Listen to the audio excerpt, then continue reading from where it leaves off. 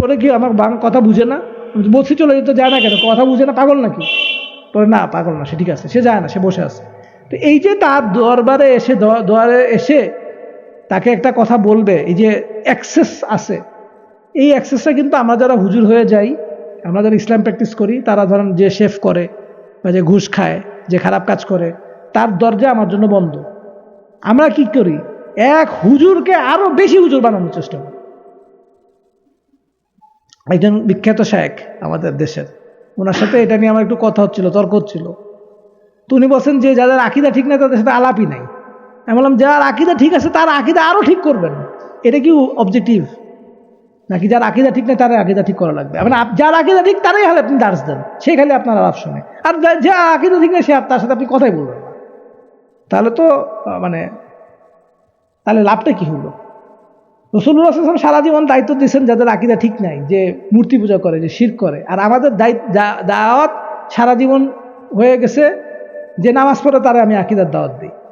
অথচ আমার উচিত যে নামাজ পড়ে না তাকে নামাজের দাওয়াত দেওয়া, যে হিন্দু তাকে ইসলামের দাওয়াত দেওয়া, যে আল্লাহকে বিশ্বাস করে না তাকে আল্লাহকে বিশ্বাসের দাওয়াত দেওয়া, যে আল্লাহর সাথে শিরক করে, একটা মাজারে যাচ্ছে তাকে এক আল্লাহর ইবাদতের জন্য করে সেই দাওয়াত দেওয়া। মানে আপনি তো খারাপকে ভালো বানাবেন, ভালোকে তো ভালো আপনি, হ্যাঁ নাসিয়া করতে পারেন, আর দিনও নাসিয়া, সেটা ঠিক আছে, কিন্তু সমস্ত লাইফের অবজেক্টিভ হয়ে গেছে যে খুদ ধরা, ভুল ধরা, এটাই হচ্ছে মানে নাসিহাও ঠিক নাই এখন জিনিসটা। এটাও এত হয়ে গেছে, আমাদের সমস্যাটা এত হয়ে গেছে যে আমরা মানুষের ভুল ধরাটা বা খুদ ধরাটাকেই নাসিহা দিন বানায় নিচ্ছি। ঠিক আছে, আমি একটু দেখি আপনাদের আর 4 মিনিট আছে আসরের ওয়াক্ত শেষ হইতে। হ্যাঁ, তাহলে আমি আপনাদের সাথে যেই জিনিসটা নিয়ে কথা বললাম সেটা হচ্ছে রিজিকের ব্যাপারে কিছু কথা বললাম, এবং এখানে রিজিকের অনেকগুলা উদাহরণ আমি আছে, এটা আপনাদেরকে আমি হয়তো দিতে চাই। আরও 2-1টা উদাহরণ আমি আপনাদেরকে দিই। সেটা হচ্ছে যেমন ধরেন আপনারা অবশ্য পড়তে গেলে অনেক সময় লেগে যাবে আপনাদেরকে, কোরআন যে স্টাইলে আমি করি ওই স্টাইলে সময় লেগে যাবে। তার যেমন ধরেন আমি আপনাদেরকে একটা আয়াত বলি, ওয়াকুর রব্বি জিদনি ইলমা, এবং ওয়াকুর, এবং তো আপনারা বলেন রব্বি, হে আমাদের রব, জিদনি ইলমা, আপনি আমার ইলম বাড়ায় দেন। এখানে কি রিজিকের কোনো এলিমেন্ট আছে? রিজিকের কি কোনো উদাহরণ আছে? কি? জ্ঞান। আপনারা কি জানেন যে কোরআন এবং হাদিসে একটা মাত্র জিনিসের সাথে জিদনি কথাটা ব্যবহার করা হয়েছে, সেটা হচ্ছে ইলম। আর শর্তহীনভাবে এইভাবে ইলমের ছাড়া অন্য জায়গায় এরকম বলা হয় নাই, জিদনি ইলম ছাড়া। তাহলে এই যে আমরা, ওয়ালাইকুম আসসালাম, আমরা যে আল্লাহ সুবহানাহু ওয়া তাআলার কাছে ইলম চাচ্ছি, এই ইলমটাও কিন্তু একটা রিজিকের এলিমেন্ট।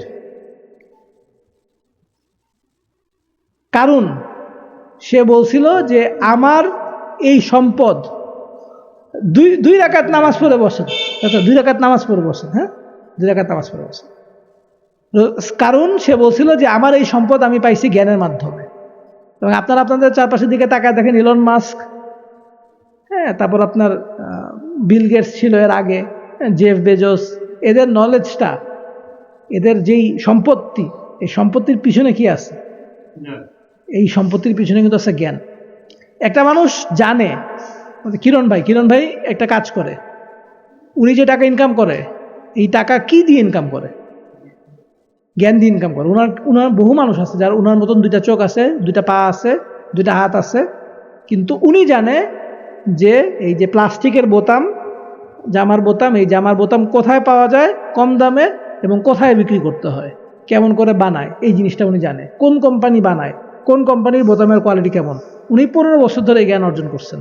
এখন উনি যে জায়গায় যান, চাকরি করতে যান, এই জ্ঞান দিয়ে উনি ওই চাকরিটা পান। তো সুতরাং জ্ঞান যে সবসময়, আল্লাহ সুবহানাহু ওয়া তাআলা আমাদেরকে কি শিখেছেন? আল্লাহুম্মা ইন্নী আসআলুকা, রাসূলুল্লাহ সাল্লাল্লাহু আলাইহি ওয়াসাল্লাম আমাদেরকে কি শিখেছেন? আল্লাহুম্মা ইন্নী আসআলুকা ইলমান নাফিয়া ওয়া রিজকান তাইয়্যিবা ওয়া আমালান মুতাকাব্বালা।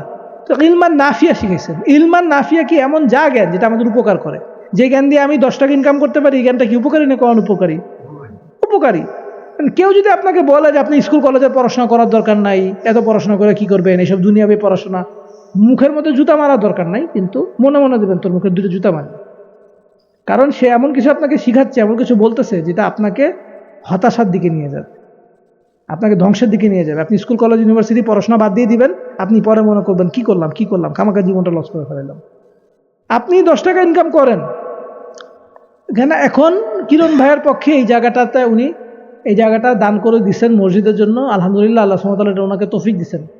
এই জিনিসটা তৌফিক দিচ্ছেন দেখে ওনার মাথায় চিন্তা দিচ্ছেন, তো কিন্তু তৌফিক দিচ্ছেন, এবং এই তৌফিকটা আসছে উনার একটা মাসের ইনকাম আছে দেখি। ওনার যদি মাসে ইনকামটা না থাকতো, ওনার যদি এই 6 শতক জমি যদি ওনার সমস্ত সব কিছু হইতো, 2 শতক জমিতে উনি থাকে বউ বাচ্চা নিয়ে, বাকি 4 শতক জমি আবাদ করে খায়, তাহলে কি উনি পুরোটা মসজিদের জন্য দিতে পারতো? পারতো না। শুধু তাই না, আপনার যখন নলেজ থাকবে তখন এই নলেজ আপনাকে এমন একটা জায়গায় নিবে, উনার কিছু নলেজ উনি অর্জন করছেন, যে নলেজের কারণে উনার এমন কিছু মানুষের সাথে পরিচয় হয়েছে।